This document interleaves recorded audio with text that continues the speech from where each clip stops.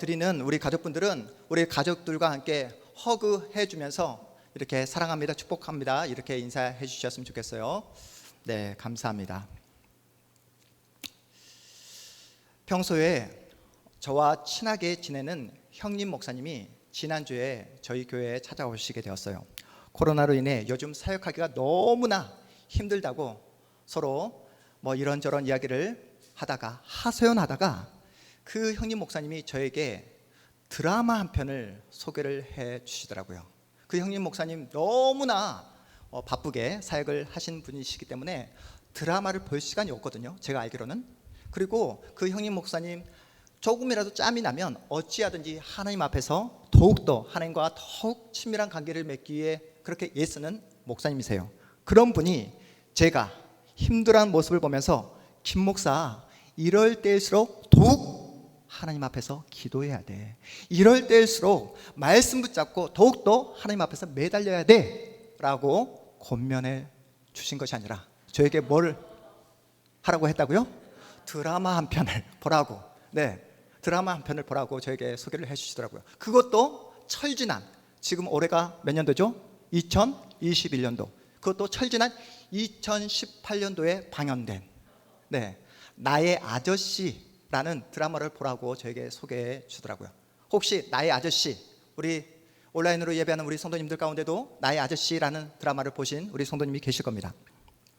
저는 나의 아저씨라는 드라마가 있는지도 몰랐어요. 여러분이 아시는 것처럼 제가 개척교회 목사이지만 나름 바쁘잖아요. 매일매일 말씀도 연구해야 되고 읽어야 될 책들도 있고 또한 해야 될 일들이 있기 때문에 저희 집에 TV도 없어서 그런지 모르겠지만 그렇게 드라마를 볼 만큼 그런 여유로운 삶을 살지 못하고 있습니다. 그럼에도 불구하고 이번에 형님이, 제가 또 신뢰하고 사랑하는 형님이 저에게 추천을 해 주셨기에 그 드라마를 짬을 내어서 몇 편을, 그 시리즈라고 그러더라고요. 그래서 시리즈 몇 편을 제가 보게 되었습니다. 그렇게 큰 기대 없이 그 드라마를 보게 되었는데 오늘 이렇게 설교에서 여러분에게 이야기할 만큼 그 드라마가 우리에게, 저에게 던져주는 메시지가 크더라고요. 이 드라마에서 나의 아저씨는 대기업 건설 회사를 다니는 박동훈 부장입니다. 기생충이라는 영화에 출연했던 이성균 씨가 이 부장역을 맡았어요. 자신의 삶은 전혀 없습니다. 가족 부양과 주변 사람들의 시선 때문에 회사를, 그 부장직을 내던지고 다시 새로운 사업을 시작하고 싶지만 주변 사람들의 시선과 또한 가족들 그 부양 때문에 정말로 퇴사하고 싶은 회사를 퇴사하지 못하고 날마다 지옥철을 타고 다니며 그렇게 회사 생활을 영위하는 그런 부장입니다. 박동훈 부장을 나의 아저씨로 부르는 상대역이 누구냐면 파견직, 비정규직으로 박동훈 부장과 함께 일하는 이지안이라는 여성이에요. 이 이지안 역을 누가 맡았냐면 이번에 저는 처음 알았습니다. 가수 아이유. 저는 가수 아이유가 노래만 부르는 가수인 줄 알았는데 저는 이렇게 연기까지 잘하는 배우인 줄 이번에 처음 알게 되었습니다. 나의 아저씨, 이 드라마는 현대인들의 고된 직장 생활, 그리고 뜻하지 않는 실직, 삶의 엄청난 무게를 버티며 살아가는 현대인의 삶을 그리고 있더라고요. 하지만 극 중에 나오는 그 많은 사람들은 힘겨운 현실을 가족의 힘으로 함께 자라고 함께 생활했던 그 동네 친구들, 후배들의 그 힘과 격려와 함께하는 그 용기로 그 모든 삶을 꿋꿋하게 버티며 살아가는 모습을 저에게 보여주었습니다. 여러분은 이렇게 힘들고 요즘처럼 너무나 답답한 이런 현실을 어떤 마음으로 버티고 계십니까? 열심히 살자, 다시 일어서자 스스로 다짐하며 용기를 내어 발걸음을 떼어보지만 몇 걸음 더 채 가지 못하고 주저앉을 때가 얼마나 많습니까? 용기를 내서 살아보고 싶어도 뜻대로 되지 않는 현실 때문에 절망하고 좌절할 때가 얼마나 많습니까? 분명한 사실은 이 자리에 함께 예배하는 여러분 모두는 하나님을 믿는 하나님의 사람들이잖아요. 하나님 믿으시죠? 목소리가 이렇게 작죠? 하나님 믿으시죠? 네. 눈에 보이는 세상이 우리에게 행복을 가져다 주는 것이 아니라 천지를 만드신 여호와 하나님만이 우리를 도우시고 우리를 지켜주시며 우리에게 참된 행복을 안겨주시는 분이시라는 사실을 우리는 믿고 있습니다.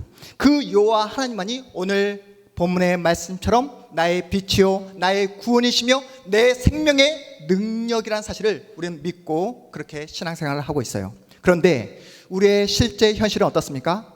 코로나로 인해 공포와 두려움 속에 살아야 하는 현실을 우리가 마주하고 있잖아요. 우리의 미래가, 나의 내일이 어떤 현실이 나에게 펼쳐질지 나도 예상할 수 없고 그 누구도 나에게 정확한 답을 해주지 못합니다. 경제적으로도 너무나 힘든 상황이에요.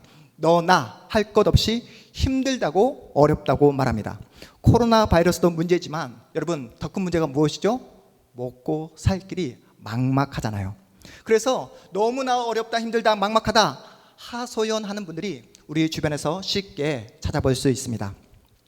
시편의 지은이 다윗은 내가 누구를 두려워하리요, 내가 누구를 무서워하리요 믿음으로 담대하게 고백하지만 다윗과 동일한 하나님을 믿는 우리의 현실은 어떻습니까? 정말로 하나님이 나를 지켜주시는 분이 맞나?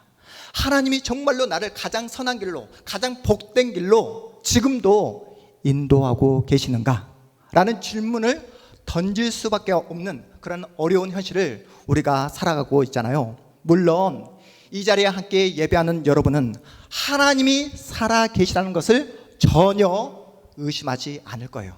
그 하나님이 나를 구원하기 위해 하나뿐인 아들 예수 그리스도를 보내주셨다는 사실도 여러분 의심하지 않을 겁니다. 지금 당장 내가 죽는다 해도 천국에 들어갈 것을 집사님 믿으시죠? 네, 그렇게 믿음을 가지고 있지만 문제는 그 하나님이 오늘도 나를 만나주시고 나를 지켜주시고 나와 정말로 함께해 주시고 계시구나 라는 사실이 내 피부로 와닿지 않을 때가 얼마나 많습니까? 그래서 이번 한 주간 하나님 앞에서 여러분 어떻게 살아오셨습니까? 예수를 믿지 않는 사람보다 더 현실적으로, 더 세상적으로 살아오진 않았습니까? 하나님의 도우심이 내 피부에 와닿지 않는다 해서 혹시 예수를 잊어버린 채, 아니 예수 없이 살아오신 분은 안 계십니까? 시편 27편에서는 분명하게 요 하나님은 누구시라고요? 나의 빛이요 나의 구원이시요 나의 생명의 능력이라고 말씀하고 있는데 그 약속의 말씀이 오늘을 살아가는 나에게도 동일하게 적용되는 말씀인가? 악인들 앞에, 온수들 앞에 서 있었던 다윗만 지켜주시고 코로나 앞에서 쩔쩔매고 있는 나의 삶은 하나님께서 그냥 방치하고 있진 않는가?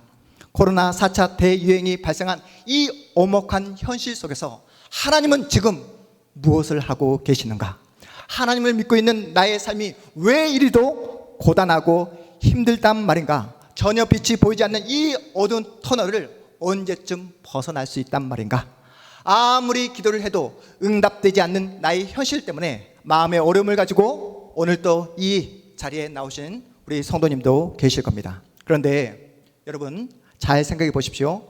여러분이 신앙생활 하는 이유가 무엇입니까? 여러분이 오늘 또 피곤한 몸을 이끌고 지친 몸을 이끌고 이 예배의 자리, 이 은혜의 자리에 나오신 이유가 무엇입니까? 이 땅에서 건강하고 돈 많이 벌고 자녀들 잘 되고 그 누구에게도 내 자존심 구겨지지 않는 환경과 조건을 구하기 위해 우리가 이 자리에 나온 게 아니잖아요. 아무 탈 없이, 아무 걱정 없이 사는 것이 우리의 인생의 목표, 우리의 인생의 목적이 아니잖아요. 여러분, 기독교 신앙이 무엇입니까? 여러분, 기독교 신앙이 무엇이라고 생각하십니까? 어떤 가치, 개념, 사상이 기독교 신앙이 아니라는 거예요. 기독교 신앙은요, 바로 부인할 수 없는 하나님, 부정할 수 없는 하나님 앞에 우리가 항복하는 것입니다. 뭐라고요? 부인할 수 없는 하나님, 부정할 수 없는 하나님 앞에 나의 모든 계획, 모든 인간적인 마음을, 모든 인간적인 계획을 다 내려놓고 주님 앞에 항복하는 것, 이것이 바로 기독교 신앙입니다. 우리 하나님 살아계십니다. 믿으십니까? 우리 하나님 지금도 일하고 계십니다. 믿으십니까? 지금도 나와 함께 하시는 그 하나님이 내 인생과 운명을 붙잡고 계시다는 사실을 믿으시기 바랍니다. 하나님을 내 아버지로 모시는 거예요. 그 아버지 앞에 나의 두 손, 나의 두 발을 다 들고 항복하는 것, 이것이 뭐라고요? 기독교 신앙이다. 그래서 나의 고래 심줄과도 같은 나의 그 고집을 꺾어내고 나의 그 모든 인간적인 마음을 다 주님 앞에 내려놓고 하나님의 성품, 하나님의 인격을 닮아가는 것, 이게 뭐라고요? 바로 우리가 추구하는 기독교 신앙입니다. 그렇다면 코로나 바이러스로 모두가 힘들어하는 이때에 예수를 바르게 믿고 있는 우리가 하나님 앞에서 던져야 될 정당한 질문이 무엇일까요? 하나님 앞에 우리가 해야 될 정당한 기도가 무엇일까요? 하나님, 하나님의 자녀로서 이 현실을 어떻게 살아야 되겠습니까? 이 두렵고 힘겨운 현실 앞에서 하나님의 자녀로서 어떠한 반응을 보여야 되겠습니까? 어떠한 자세와 태도를 취하는 것이 바른 예수 믿는 신자의 태도이겠습니까? 라고 주님께 날마다 묻고 또 물어야 된다는 거예요. 기도하고 또 기도하셔야 됩니다. 그리고 하나님께서 나에게 허락하신 나의 자리를 끝까지 믿음으로 지켜내는 거예요. 내가 원하는 현실이든 내가 원하지 않는 현실이든 상관없이 원망과 불평이 아니라 무엇으로 우리의 자리를 지켜내야 된다고요? 믿음으로, 오직 믿음으로 지켜내는 것. 여러분, 눈에 보이는 화려한 도시가 우리를 구원해주지 않습니다. 새 아파트가 우리에게 만족을 주지 않아요. 좋은 것도 얼마 가지 않습니다. 값비싼 자동차가, 높은 연봉이 우리에게 참된 만족과 기쁨을 허락해 주지 않습니다. 여러분, 보시지 않았습니까? 코로나 사태가 터지자 돈 많은 사람들도 걱정하더라고요. 오히려 더 많이 염려하더라고요. 왜요? 자신이 가진 그 돈 다 못 쓰고 죽을까 봐. 세상의 그 어떤 것도 우리에게 참된 기쁨과 만족을 주지 못한다는 거예요. 여러분, 돈이 없어서 불행하다고요? 좋은 교육을 받지 못해서 불행하십니까? 여러분, 우리 동탄 한마음교회가 작아서 여러분 걱정이십니까? 내가 원하는 현실이 내 눈앞에 펼쳐지지 않아서 여러분 걱정이십니까? 여러분 마음속에 이러한 불평과 원망과 이러한 걱정과 염려가 아직도 여러분 마음을 사로잡고 있다고 한다면 여러분은 아직도 하나님이 누구신지, 하나님께서 어떻게 일하고 계신가를 아직도 모르고 있다는 거예요. 여러분, 오늘날 우리 시대 기독교의 가장 큰 문제점이 무엇이라고 생각하십니까? 오늘날 한국교회의 가장 큰 문제점이 뭐라고 생각하십니까? 코로나 사태가 발생하자 지금 교회 예배 인원수를 조정해버리는 정부가 가장 큰 문제일까요? 아니면 교회에 대해서 나쁜 말을 하고 교회에 대해서 계속해서 비난을 쏟아놓는 안티 기독교가 문제일까요?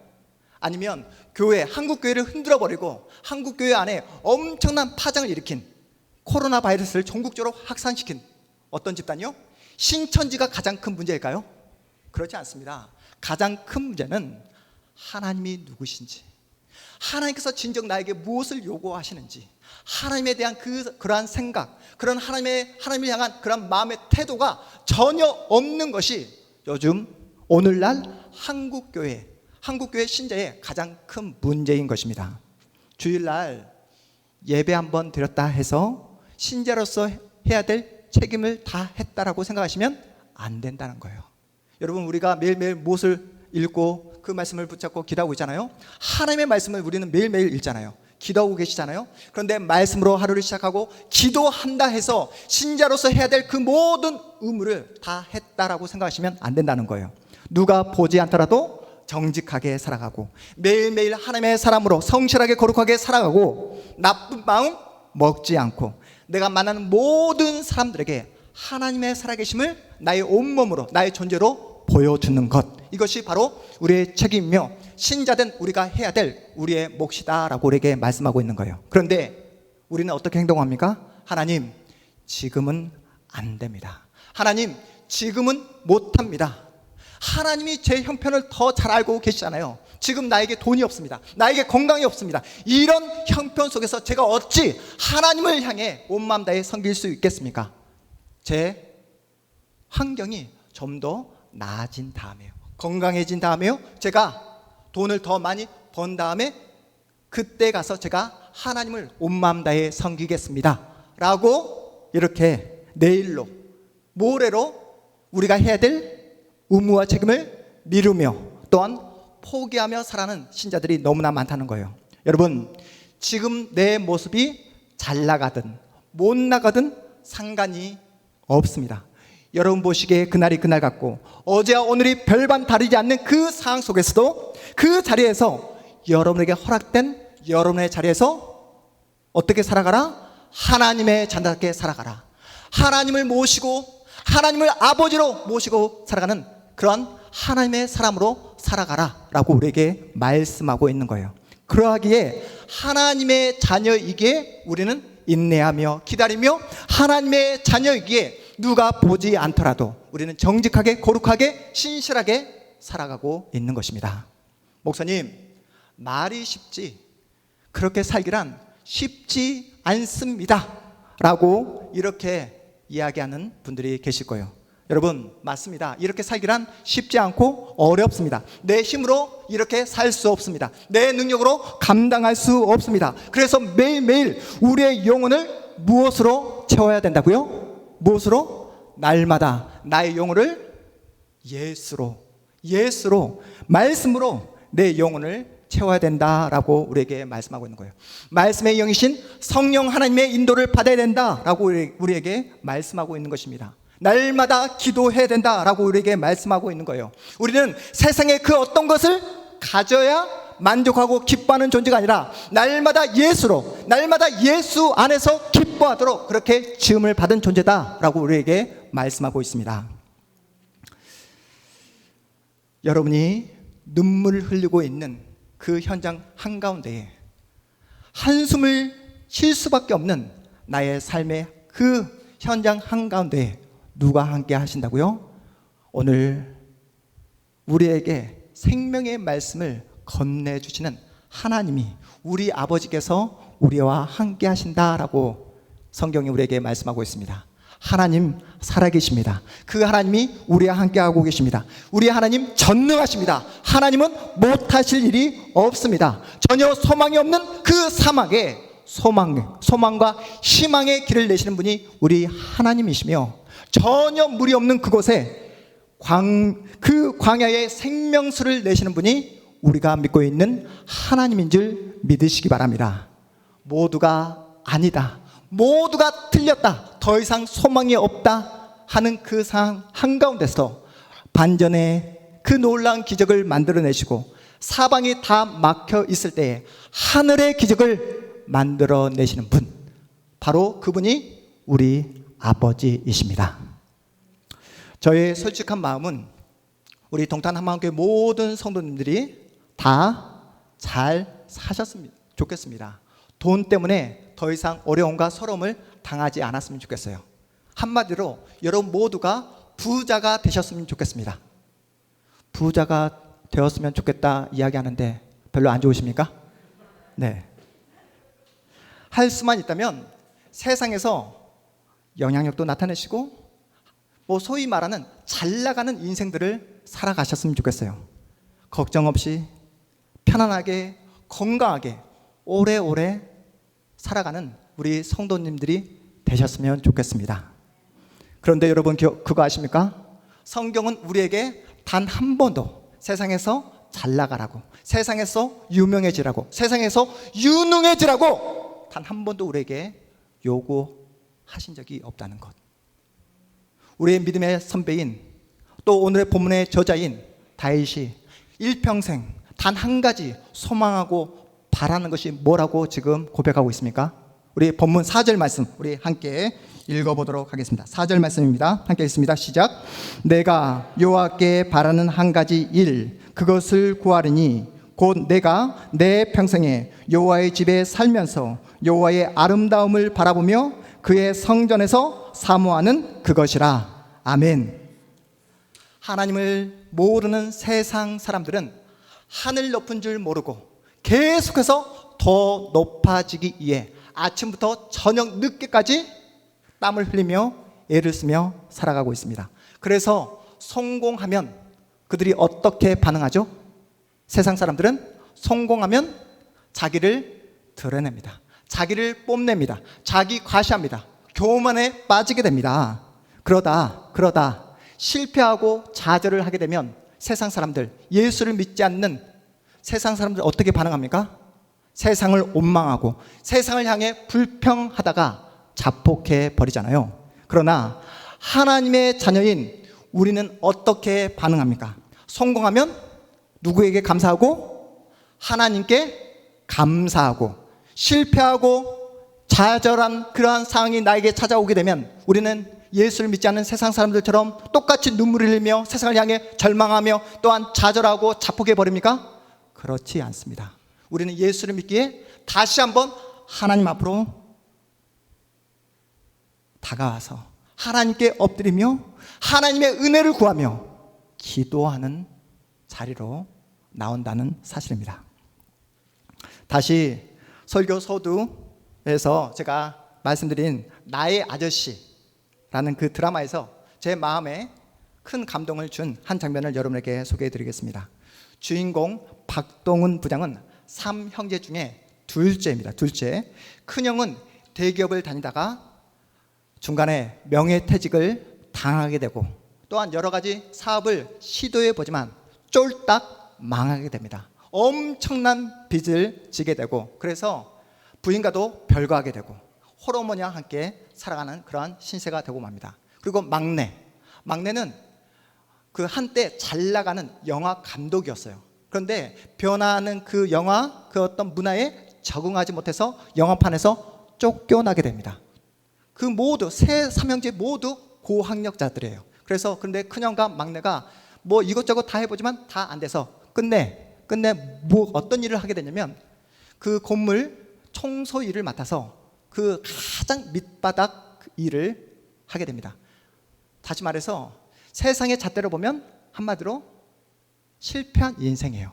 루저 인생이 되고 말았습니다. 삼형제가 태어나고 자란 동네가 후계동, 서울의 후계동이라는 곳인데 서울의 변두리예요. 세련되고 화려한 건물이 있는 것이 아니라 달동네가 있습니다. 세상의 잣대로 보면 전혀 소망이 없는, 보이지 않는 그런 달동네예요. 그 삼형제와 함께 살아가는 동네 친구들도 다 근근히 그렇게 살아가고 있습니다. 그런데 힘든 하루하루를 보내면서 웃음을 잃지 않더라고요. 낡고 허름한 달동네이지만 다들 자기 역할을 감당하면서 즐겁게 살아가는 모습을 보여줍니다. 이렇게 살아가는 그들의 모습을 보면서 세상에서 성공하기 위해 전전긍긍하는 한 여배우가 스타가 되기 위해 엄청난 스트레스를 받으며 죽지 못해 하루하루 죽을 힘을 다해 살아가는 한 여배우가 이러한 그들의 모습을 바라보면서 한때 잘 나가다가 지금 청소하는 그 막내 기훈이를 향해 또한 한때 대기업에서 임원으로 활동하다가 명예퇴직을 당한 그 많은 사람들에게 이러한 대사를 날립니다.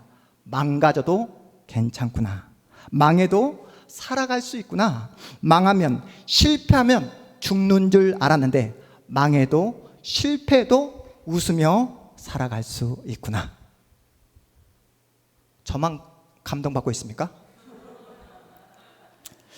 힘들게 버티며 살아가는 이 세상도 아무것도 아니야. 아무것도 아니야. 이렇게 말해줄 수 있는 그러한 가족, 그러한 친구가 있다면 이 세상은 그래도 힘들고 어렵지만 다시 살아갈 수 있는 그런 소망이 있는 곳이구나 라는 그러한 모습을 보여주는 그런 드라마였습니다. 저는 이 드라마를 보면서 다시 한번 우리 동탄 한마음교회에 대한 소망이 생기더라고요. 여러분, 우리의 삶이 얼마나 힘듭니까? 얼마나 고달픕니까? 여러분, 우리 교회의 미래 막막하잖아요. 그럼에도 불구하고 아무것도 아니야. 아무것도 아니야. 이렇게 서로를 위해서 격려해주고 함께 울고 함께 웃을 수 있는 그러한 하나님께서 진정 원하시고 바라시는 따뜻한 공동체가 우리 동탄 한마음교회가 되었으면 좋겠다라는 그런 소망을 이 드라마를 보면서 제가 다시 한번 다짐하고 깨닫게 되었습니다. 우리 양옆에 앉아 계시는 우리 사랑하는 가족들에게 또 온라인으로 예배하는 우리 가족들에게 우리 이렇게 한번 인사해 볼까요? 아무것도 아니야. 다시 한번 마음을 다해서 아무것도 아니야. 사랑하는 여러분, 우리가 누구입니까? 우리가 누구입니까? 우리는 고아가 아니라는 거예요. 우리에게 누가 계시다고요? 하나님이 계십니다. 아버지가 계십니다. 그 아버지께서 우리의 인생과 운명을 끝까지 붙잡고 계시다라고 우리에게 말씀하고 계시는 거예요. 그래서 우리 다시 한번 믿음을 다해서 우리 1절 말씀 다시 한번 읽어보도록 하겠습니다. 우리 본문 시편 27편 1절 말씀 함께 믿음으로 읽겠습니다. 시작. 여호와는 나의 빛이요 나의 구원이시니 내가 누구를 두려워하리요. 여호와는 내 생명의 능력이시니 내가 누구를 무서워하리요. 다시 한번 우리 믿음으로 2절부터 4절까지도 다시 한번 읽어보도록 하겠습니다. 2절부터 시작. 악인들이 내 살을 먹으려고 내게로 왔으나 나의 대적들 나의 온수들인 그들은 실족하여 넘어졌도다. 군대가 나를 대적하여 진칠지라도 내 마음이 두렵지 아니하며 전쟁이 일어나 나를 치려 할지라도 나는 여전히 태연하리로다. 내가 여호와께 바라는 한 가지 일 그것을 구하리니 곧 내가 내 평생에 여호와의 집에 살면서 여호와의 아름다움을 바라보며 그의 성전에서 사모하는 그것이라. 아멘. 여러분, 세상 앞에 우리는 어떤 자로 서 있습니까? 전능하신 하나님을 내 아버지로 모시며 우리는 살아가는 하나님의 자녀로 서 있습니다. 우리의 하나뿐인 생명, 우리의 한 번뿐인 인생을 사랑하면서 우리가 일평생 하나님 앞에서 무엇을 구하며 살아야 되겠습니까? 무엇을 소망하며 무엇을 기대하며 살아야 되겠습니까? 오늘 시편 27편 말씀을 여러분 우리가 함께 보셨잖아요. 우리가 읽었잖아요. 이 말씀을 우리의 마음에 새겼잖아요.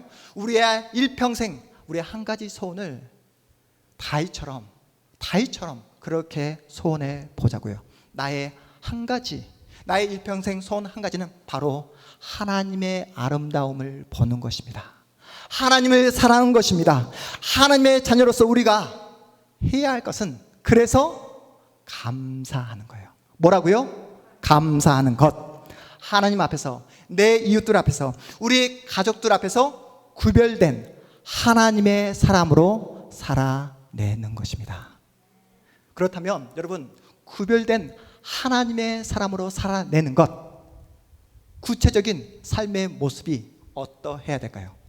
어떻게 살아야지 내가 하나님 앞에서 또한 나의 이웃들 앞에서 나의 가족 앞에서 구별된 하나님의 사람으로 사는 모습일까요? 어떤 모습이요? 바로 내가 지금 누구의 도움과 누구의 은혜로 살아가고 있는가? 내가 지금 누구의 도우심을 통해 호흡하며 살아가고 있는가? 내가 지금도 누구의 보호와 인도함을 받으며 살아가고 있는지 날마다 확인하라는 거예요. 내가 진정 하나님의 자녀라는 사실을 잊지 말라고 성경이 우리에게 말씀하고 있습니다. 날마다 감사하고 날마다 하나님 안에서 기뻐하며 날마다 주신 하나님의 말씀을 붙잡고 믿음으로 살아가게 된다면 다윗이 고백했던 그 고백을 우리도 할 수 있을 뿐만 아니라 다윗이 살았던 그 놀라운 믿음의 인생을 우리도 하나님의 은혜 가운데 살아가게 되는 줄 믿으시기 바랍니다. 하나님이 내 인생과 내 운명을 붙잡고 계시기에 세상의 눈으로 볼 때 루저로 산다 해도 괜찮다라고 우리에게 말씀하고 있는 거예요.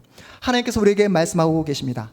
아무것도 아니라고. 뭐라고요? 아무것도 아니라고. 실세도 괜찮다고. 넘어져도 괜찮다고. 세상에서 잘 나가지 않아도 괜찮다고. 더 이상 염려하지 말고 걱정하지 말고 세상 사람들의 눈, 평가, 그런 시선 따위 신경 쓰지 말고 다시 한번 말씀을 붙잡고 믿음으로 일어나 보라고.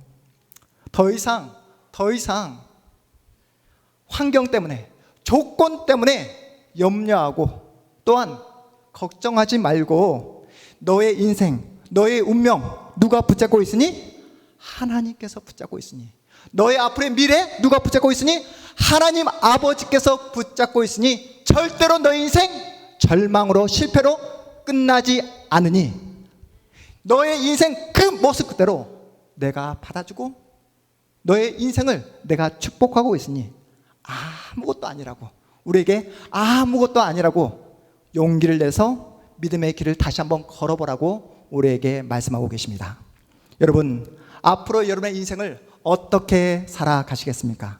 세상에서 실패하고 넘어지고 쓰러진다 할지라도 예수 믿는 우리만이 웃을 수 있고, 예수 믿는 우리만이 감사할 수 있으며, 예수 믿는 우리만이 소망을 바라보며 살아갈 수 있는 줄 믿으시기 바랍니다. 내가 누구를 두려워하리요? 내가 누구를 무서워하리요? 이 믿음을 가지고, 이 말씀을 가지고 이번 한 주도 용기를 내어서 믿음을 가지고 주님과 함께 주님의 손을 굳게 붙잡고 하나님께서 약속하신 그 진리의 길, 믿음의 길을 걸어가시는 복된 여러분의 한 주, 여러분의 인생 되시기를 주님의 이름으로 축복합니다. 우리 자리에서 일어나겠습니다.